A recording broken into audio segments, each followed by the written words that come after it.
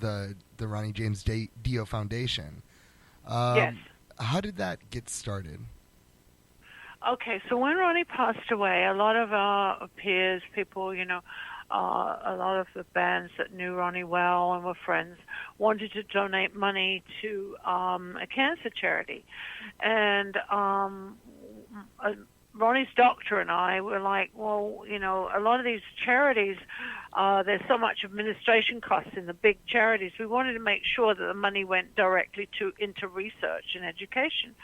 And so we decided to talk to a bunch of Ronnie's friends that have been friends of his for over 30 years, and we ended up forming the Ronnie James Dio Stand Up and Shout Cancer Fund with 14 board members. And that's how it started. And we have no administration costs. Every penny goes into research or education, and we are all volunteers, and we meet once a month, and we do the two events a year, which is the Ride for Ronnie in around his passing date, which is always in May, and then we do the Bowl for Ronnie, which is coming up soon in October 25th. So those are our two events and our big fundraisers, and that's how it all started. Where's the 25th event going to be located? That's at Pins Bowling on Ventura Boulevard in Studio City. Nice. Awesome. And that's an amazing event. It's sold out every year, and we have celebrity bowling. We have a lot of celebrities come down. Jack Black bowled for us before, and Tom Morello always brings his own bowling ball. Eddie Trunk always hosts it for us, and we have different celebrities that bowl against each other for awards. They all get awards, and we have an award for the highest bowler in the second place, and then for the team. And we also have a horse's ass award for the one with the lowest score. That's me. Oh, we have to have fun. So it's a fun evening, and everybody has fun, and it's really good.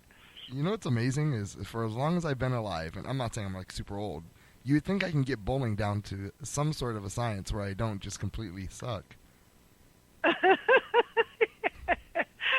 Oh, I'm not a bowler at all. I'm a spectator. I put the events on, but I'm not a bowler. When you guys are saying that you guys help educate, yes, we try to tell people, especially with men, because women are pretty good about getting checked. Men, you got to drag them there. So we try to teach that early detection saves lives.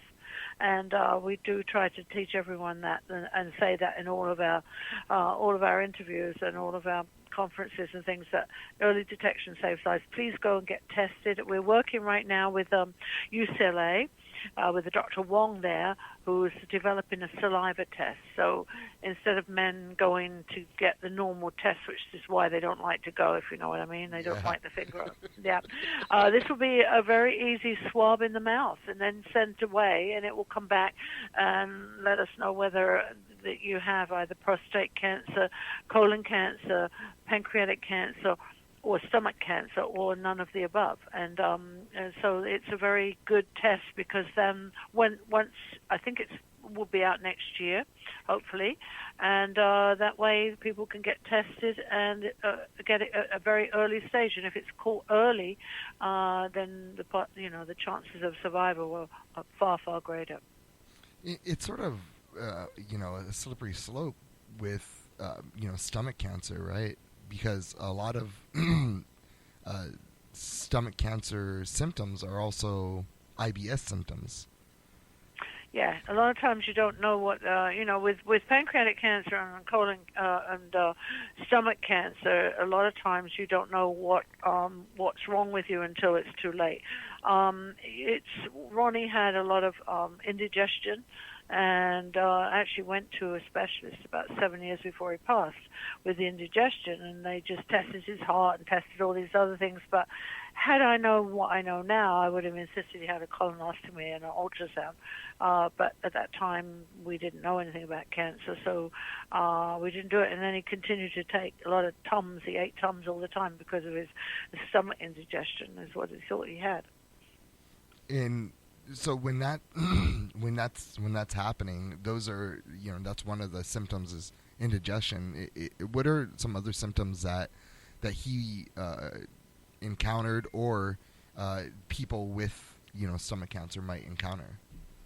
Well, not really a lot. As I said, it's a cancer that creeps up on you, and if you don't get it detected early enough, and I think anybody that's over 50 should go and get a colonoscopy, because that way they can check and see for all different things, and also ultrasound, blood tests you can have.